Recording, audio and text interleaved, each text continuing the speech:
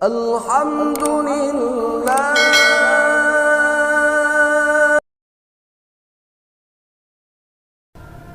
Assalamualaikum warahmatullahi wabarakatuh. Di video kali ini saya akan mengisahkan seorang waliullah yang bernama Ahmad bin Khadiriyah.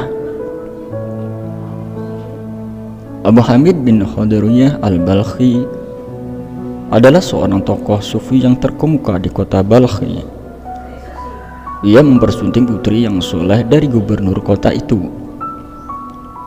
Di antara sahabat-sahabat dekatnya adalah Hatim al-Asam dan Abu Yazid al-Bustami. Ia pergi ke kota Nisapur dan meninggalkan dunia tahun 240 Hijriah, yaitu tahun 864 Masehi, dalam usia 95 tahun.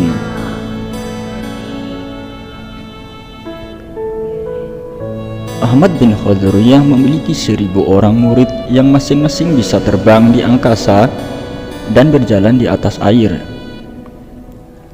Ahmad bin Khadiriyah selalu mengenakan seragam tentara. Istrinya Fatimah merupakan seorang pembimbing ke jalan kesufian. Ia adalah putri pangeran kota Balkhi. Setelah bertobat, ia mengirim utusan kepada Ahmad bin Khadiriyah disertai pesan, "Lamarlah aku kepada ayahku." Ahmad bin Khadiriyah tidak memberi jawaban. Kemudian dikirimnya utusan kedua dengan pesan, "Ahmad bin Khadiriyah, kusangka engkau lebih berjiwa satria daripada yang sebenarnya. Jadilah seorang pembimbing, jangan jadi seorang pembegal." Kemudian Ahmad bin Khadiriyah mengirimkan wakil-wakilnya untuk melamar Fatimah kepada ayahnya. Karena menginginkan keridhaan Allah, ayah Fatimah menyerahkan putrinya kepada Ahmad bin Khadiriyah. Fatimah meninggalkan semua urusan dunia dan mendapatkan ketenangan menemani Ahmad bin Khadiriyah di dalam kesunyian. Hari demi hari mereka arungi, sehingga suatu ketika Ahmad bin Khadiriyah bermaksud menemui Abu Yazid. Fatimah turut serta. Ketika berhadapan dengan Abu Yazid, Fatimah membuka jadar wajahnya dan ikut berbincang-bincang. Ahmad bin Khadiriyah kesal menyaksikan kelakuan istrinya itu dan api cemburu membakar dadanya. "Fatimah, alangkah berani sikapmu ketika berhadapan dengan Abu Yazid," tegur Ahmad bin Khadiriyah kepada istrinya. "Engkau mengenal ragaku, tetapi Abu Yazid mengenal batinku. Engkau membangkitkan hasratku, tetapi Abu Yazid mengantarkan aku kepada Allah. Buktinya Abu Yazid bisa hidup tanpa kutemani, tetapi engkau senantiasa membutuhkan kehadiranku," jawab Fatimah. Sikap Abu Yazid terhadap Fatimah tidak canggung. Suatu hari terlihatlah olehnya jari-jari tangan Fatimah yang berinai. Abu Yazid lalu berkata, "Fatimah, mengapa engkau mencat jari-jari tanganmu?" "Abu Yazid, sebelumnya engkau tak pernah memperhatikan jari-jari tanganku yang berinai ini. Karena inilah aku tak merasa canggung terhadapmu.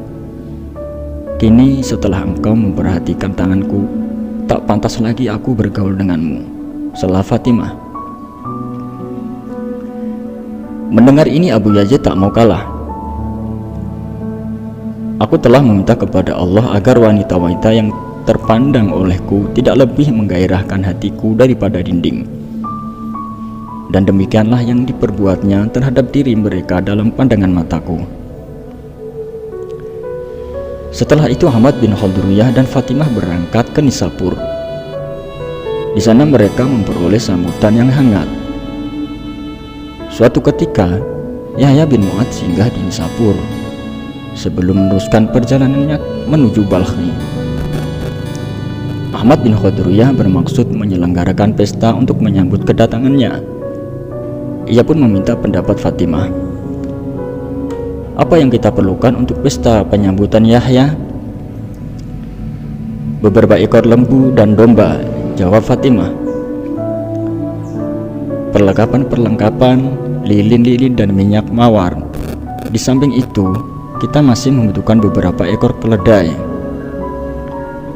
Apakah ada seorang pejabat yang datang untuk bersantap?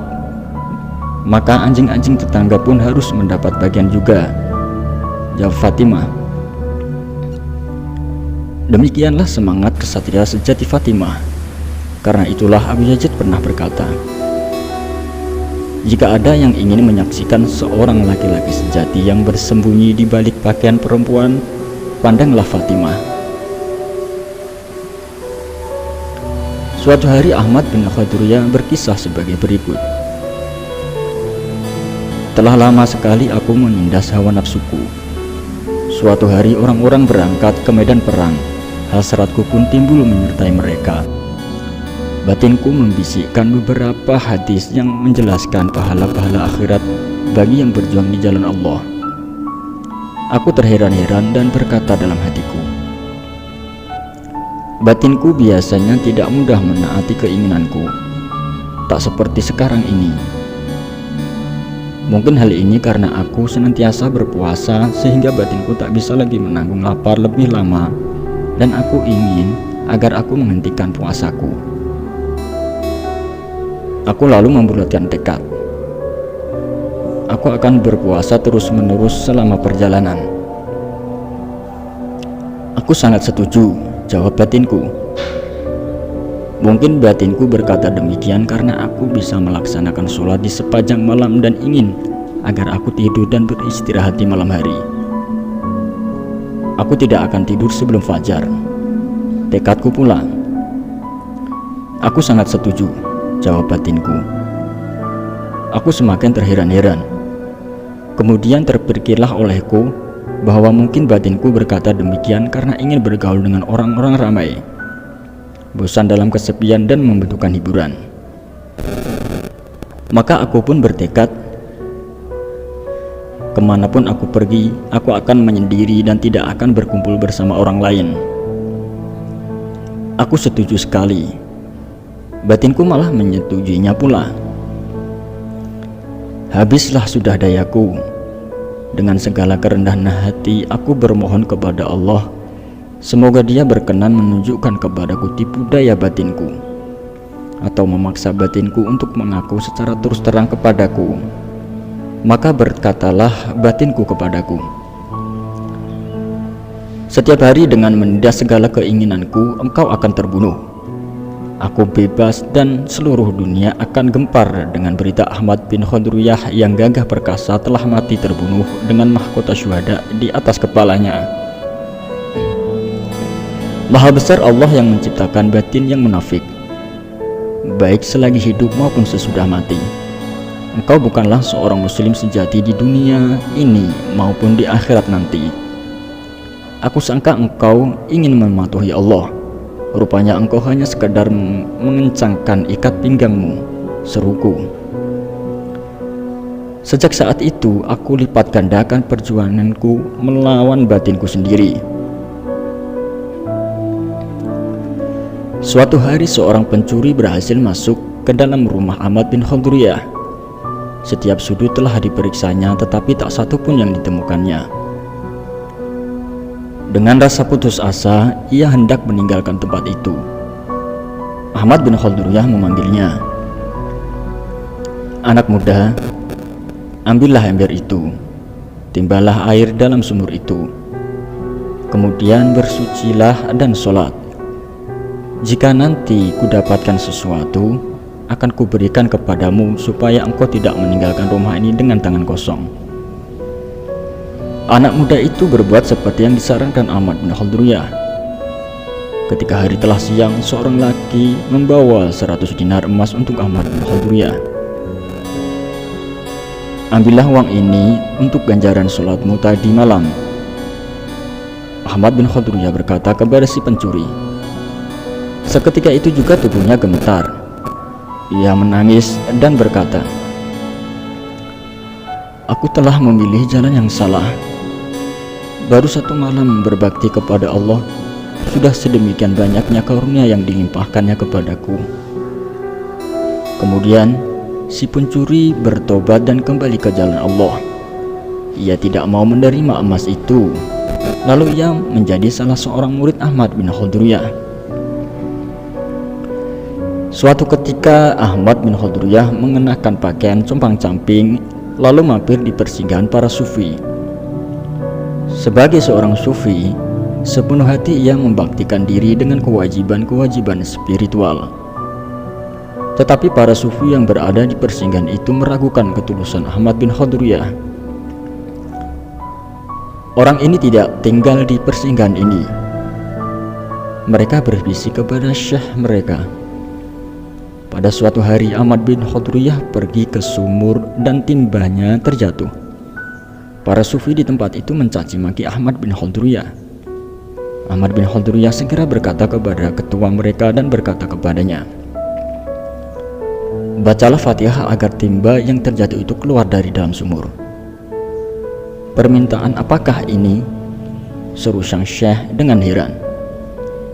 "Jika engkau tidak mau, izinkanlah aku yang membacakannya." Syekh lalu memberikan izin. Ahmad bin Khodriyah membacakan Fatihah dan timba itu pun muncul ke permukaan air. Menyaksikan kejadian ini, si syekh melepaskan topinya dan bertanya, "Anak muda, siapakah engkau ini sebenarnya, sehingga gudang gandumku hanya seperti detak dibanding dengan sebutir gandummu?" Ahmad bin Khodriyah menjawab, "Sampaikan kepada sahabat-sahabatmu agar mereka menghargai musafir." Seorang lelaki mendatangi Ahmad bin Khodriyah dan berkata, "Aku sakit dan miskin, ajarilah aku suatu cara sehingga aku terlepas dari cobaan-cobaan ini. Tuliskanlah setiap jenis usaha yang engkau ketahui di atas lembar kertas. Taruhlah kertas itu di dalam sebuah kantong dan bawalah kantong itu kepadaku," jawab Ahmad bin Khodriyah. Kemudian lelaki itu menuliskan setiap jenis usaha pada secari kertas, lalu ia masukkan ke dalam sebuah kantong. Kemudian diberikannya kepada Ahmad bin Khodriyah. Ahmad bin Khodriyah memasukkan tangannya ke dalam kantong itu dan mengeluarkan secari kertas. Ternyata di atas kertas itu tertulis kata "merampok." "Engkau harus menjadi seorang perampok," ujar Ahmad bin Khodriyah. Lelaki itu terheran-heran, namun ia segera meninggalkan tempat itu dan bergabung dengan sekawanan perampok. "Aku suka melakukan pekerjaan seperti ini, tetapi apa yang harus aku lakukan?" tanyanya kepada mereka. "Ada satu peraturan yang harus dipatuhi di dalam pekerjaan seperti ini." Perampok-perampok itu menerangkan, "Apapun pekerjaan yang kami perintahkan kepadamu, harus engkau lakukan. Akan kupatuhi perintah kalian." Ia meyakinkan para perampok itu. Beberapa hari ia bergabung dengan mereka. Pada suatu hari lewatlah sebuah kafilah. Perampok-perampok itu menghadang dan membawa seorang kafilah itu, yaitu seorang yang paling kaya, kepada sahabat baru mereka. "Potong lehernya," perintah mereka.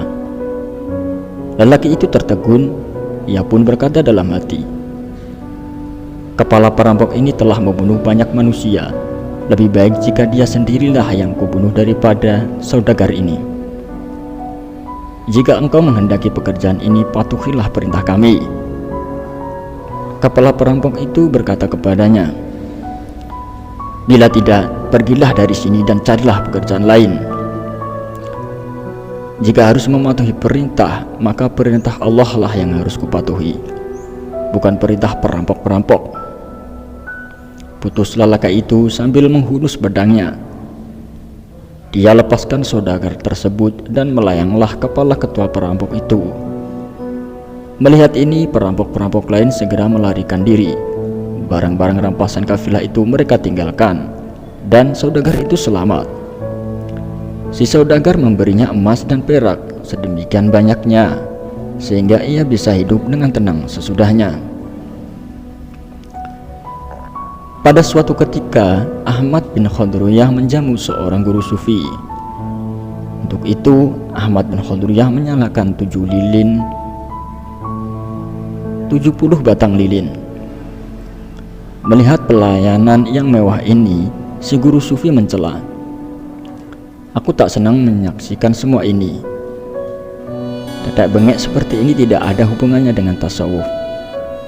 Kemudian Ahmad bin Khodruyah menjawab, "Jika demikian, padamkanlah lilin-lilin yang telah kunyalakan, bukan karena Allah."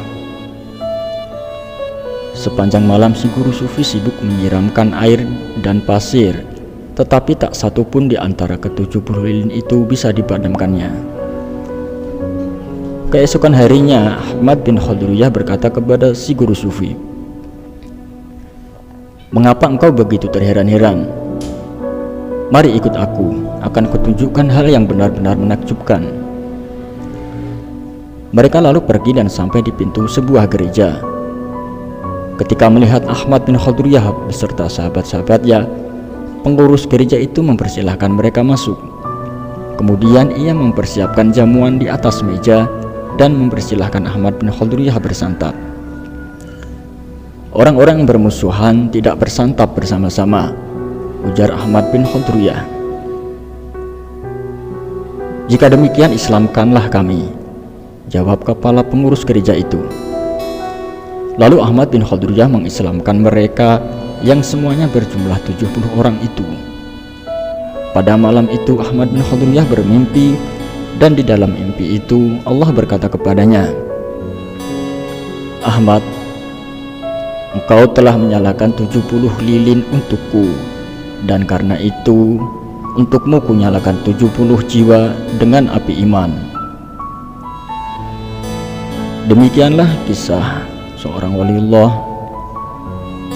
yang merupakan tokoh sufi agung, Ahmad bin Khodruyah.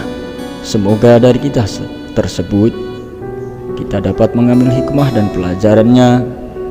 Wallahu a'lam bishawab. Wassalamualaikum warahmatullahi wabarakatuh.